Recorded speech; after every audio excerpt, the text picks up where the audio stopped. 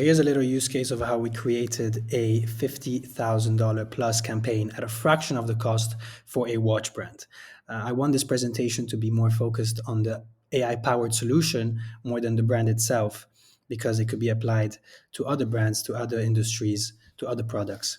But here it is.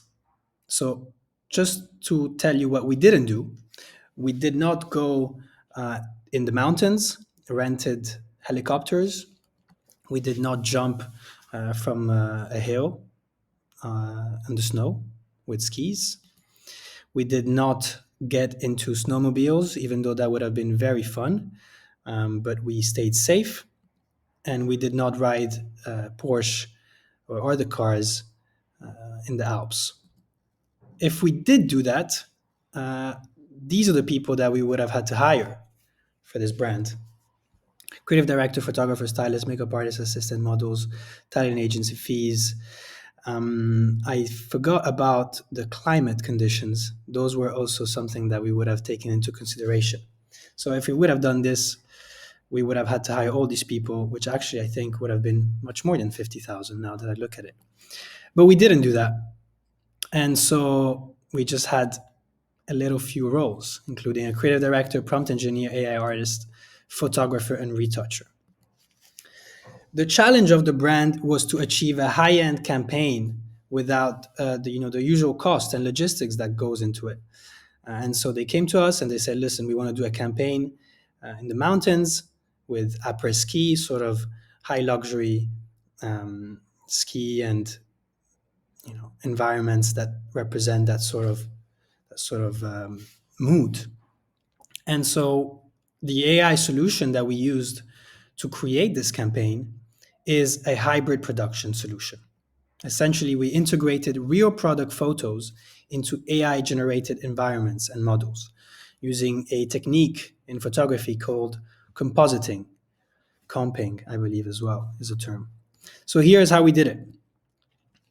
The process starts with the brand sending us their mood boards, showing us their sort of ideas that they wanted to create. So here it is, luxury, ski, snowmobiles, helicopters, kind of cars, and very high end sort of campaign. What we did after is that we created several creative directions for the brand. This included these styles, and these were all AI generated, of course.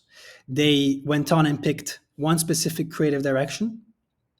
And once we had the creative direction sorted and pinned down, we then went on and moved on to the AI generated scenes. So we created hundreds of images. You can see here that was for one picture, actually, that were in line with their creative direction. And that is extremely time consuming, but obviously it's nothing compared to going in the Alps to shoot with models.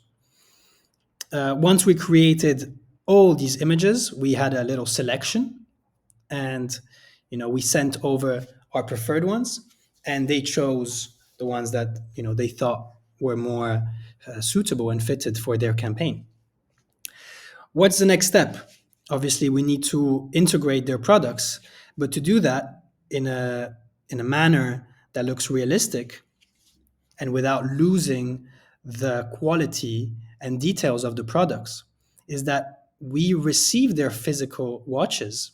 We went to the studio and we shot the watches in the position of the AI scenes. So as you can see maybe here, if the watch and the AI scene was the model was wearing the watch in this way, we would have shot it, kind of in a similar position so that we could match the lighting of the scene. This is actually for another photo shoot because I didn't have the pictures of this photo shoot. So you can see here it's added on, but there's jewelry under it because it was for a jewelry brand. So we went to the studio, shot the product in this position, and after that, we kind of had all the post-production and retouching, making sure that the watch fitted properly. But obviously, the hard work was done here and here, I think, when we matched it.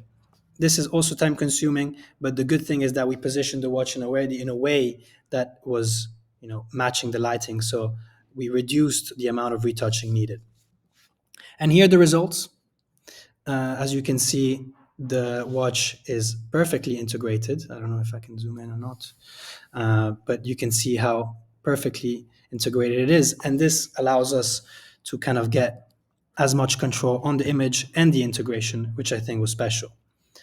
We also created an entire folder of kind of lifestyle images where the product might not be integrated in the image, but it is kind of fitted in the creative direction and the mood. And I think these are stunning. So who should use this? Not just watch brands, but jewelry brands. We do this a lot for them. Accessories, bags. I think this is perfect. Obviously, AI generated model, real bag, consumer packaged goods, whatever it is, cosmetics, drinks brands, speaker brand, candles, you name it. Fashion brands are doing it as well. These images on the left are from Felicity Peak, who actually worked with me on this project.